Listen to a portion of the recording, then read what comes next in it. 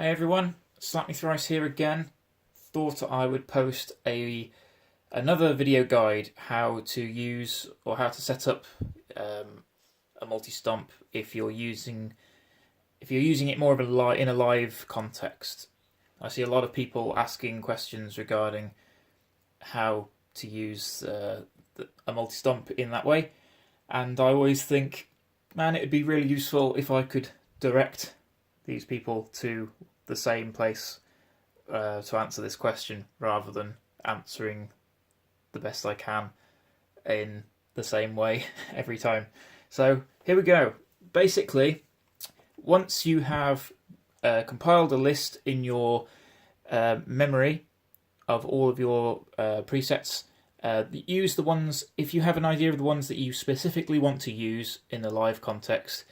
Basically, you can scroll down to the ones that you use, and say, for instance, you're using this mainly to switch between two presets. For instance, as somebody on here was saying the other day, you'd select, say, you wanted to go from a rotary effect to, let's say, a vibrato.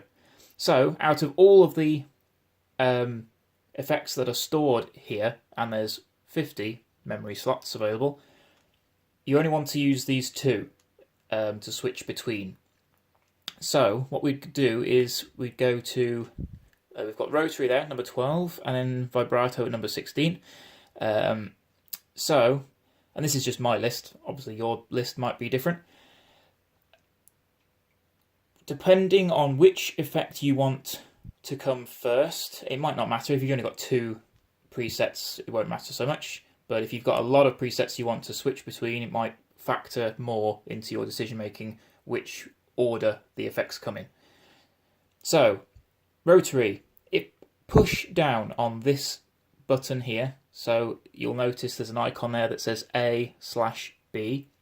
If you click that, you see as a letter appears by the effect. So I think at the moment it says D there, so I think I've got effects already assigned here. Yes. So okay, just to I'll cancel those off just to demonstrate. I must have a C effect on here somewhere, I'm guessing.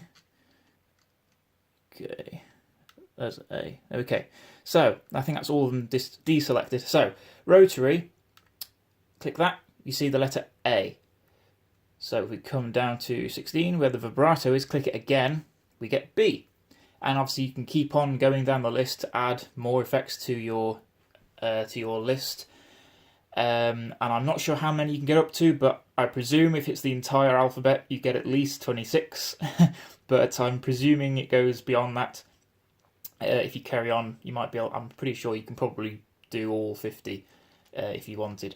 But obviously, for the purposes of this demonstration, I'm just going to use these two for the time being.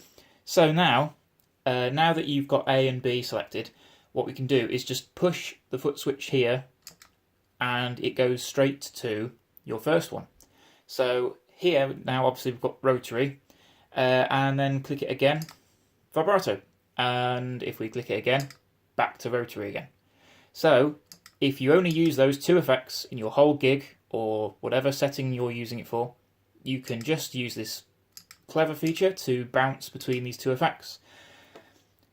Okay, so the first half of that is explained, I think.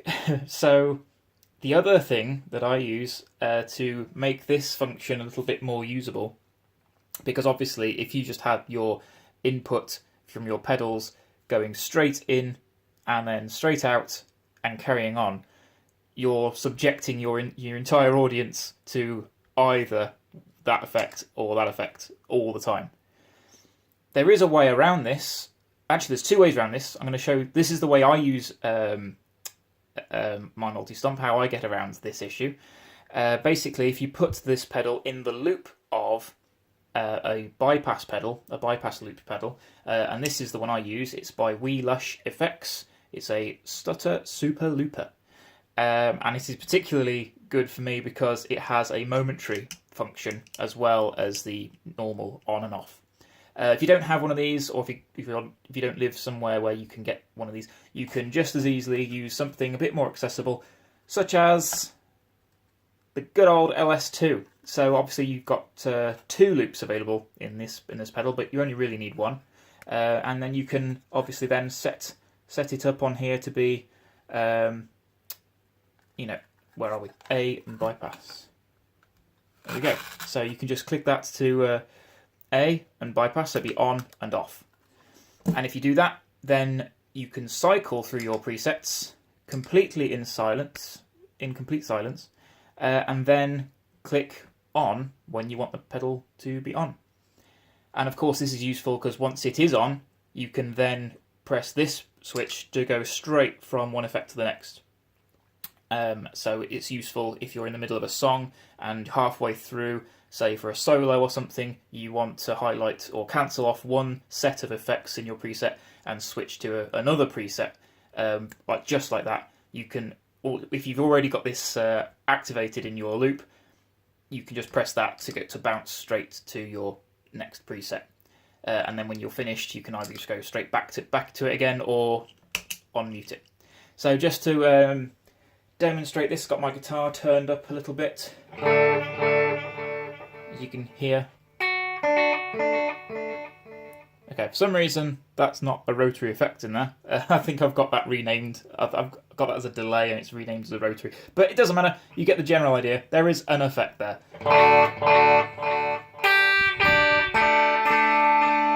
And then one click, straight to vibrato.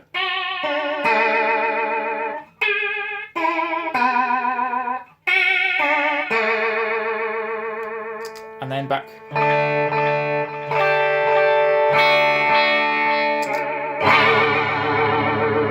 And then off.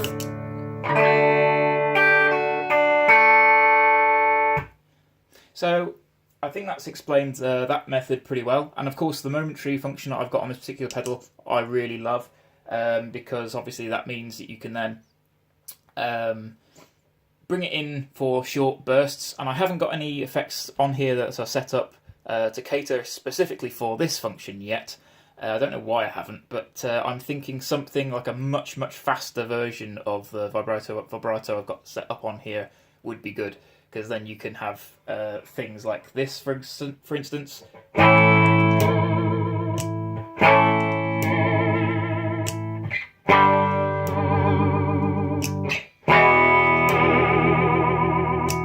So a much faster version of that would be cool. Oops.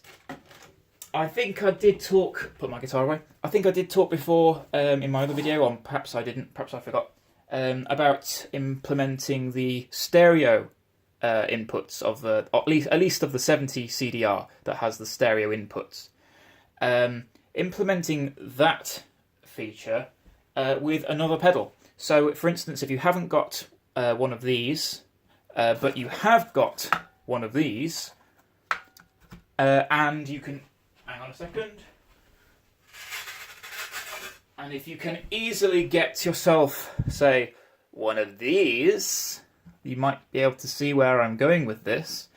You can have basically this functionality in these two pedals, and obviously a lot more options that go with it.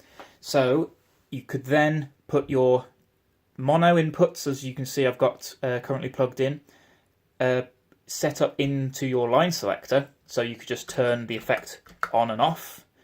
And then you could have the stereo inputs in the loop of, say, this pedal, the chill switch, which is only a momentary pedal.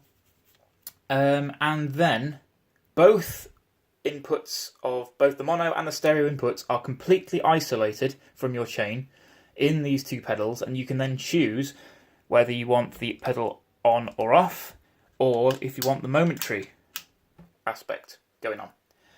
So there's just a couple of tips for you based around that function. The other method that I was explaining before of bypassing the effects on this pedal, if you haven't got one of these, or if you haven't if you haven't got room for one of these on your board, another way around it is by, hang on, if I go back into the memory page. If you go to a blank preset, and I'll scroll all the way down, I have got one down here somewhere. Empty, there we go. So if we go onto one of these empty slots and then click the button again, you can see we've got C, and then you can see now we've got rotary, vibrato, and then empty, which obviously, as you can work out, is going to be nothing. So, turn my guitar up. Ugh, my life. Okay. Clearly that's not empty. I've renamed that at some point. This is annoying. But you get the idea. So, turn that back off again. So, if you want to have your preset, and then with a click, say you can have your blank memory slot space taken up in between the other two. So you could have rotary, and then blank, and then again vibrato, and then you could have another blank, and then again rotary. So it's a very sort of roundabout, longer way of doing it. And oops, camera, mind the camera. It's a longer way around of doing it, but it is possible. So that's something to bear in mind as an option if you haven't got the issues. You know, if you've got issues getting yourself something like this, that's another way around of doing it, basically. Another interesting point regarding having your pedal isolated in the loop of a bypass pedal like this. A few people, and I haven't had this issue myself, but a few people have mentioned that they have had issues with tone suck regarding this pedal. Again, this is not something I've personally noticed. I think it's kind of cork sniffing, to be honest, a little bit for people that have brought this issue up. That's just my personal opinion. Obviously, if you have got ears that are infinitely better than mine, and you are definitely detecting an issue like that with this pedal, getting something like this completely solves that issue, or at least as long as this pedal is off, it solves the issue for you. So you can have this pedal on your board, isolated in the loop of one of these, so the clean signal is true bypassing past this and not affecting anything else on your board, and then it's only when the pedal is activated that the pedal will actually be affecting your signal. So that's it. I hope this video has been extremely not boring to watch. It probably has been. I tend to waffle on a lot. I apologise if that's been the case for you, but either way, I hope that you have found it interesting. So thanks anyway, guys, and I will see you again probably in another MultiStomp video very soon. Bye.